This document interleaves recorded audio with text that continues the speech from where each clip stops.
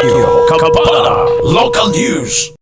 Dako na usab nga kalampusan ang nakuha sa LGU Nunungan sa Lanao del Norte. Human kini gihatagan og Certificate of Compliance Award gikan sa National Commission for Culture and the Arts kun NCCA. Ang maong pasidungog usa ka pag-ila sa ilang lig-on nga pagpaningkamot sa pagpatuman sa nasudnong mga sukdanan sa cultural mapping, pagpanalipod sa kultural nga panulundon ug inklusibong kalambuan alang sa katawhan. Sumala sa ilang Municipal Tourism Office nga si Brand Darius Baldiwesa, ang kalampusan bunga sa ilang lig-on nga liderato nila Mayor C. Tenor Alia Mamay ug Vice Mayor Marcos Mamay, diin padayon nga naghatag og suporta sa pagpreserbar, pagpanalipod ug pagpalambo sa adunahang Maranao Culture Heritage sa Northern Mindanao. Nagpasalamat usab ang LGU Nunungan sa National Commission for Culture and the Arts kun NCCA alang sa maong dakong pag-ila o gipahalipayan ang tanang mga opisyal, empleyado ug mga lumulupyo sa Nunungan nga nagtinabangay sa pag-amuma ug pagpreserbar sa ilang kultura ug identity. Nagpakita kini nga ang Nunungan nagpadayon sa pag-abante dili lamang sa kalambuan kundi usab sa pagpanalipod sa kasaysayan ug kultura alang sa umaabot nga mga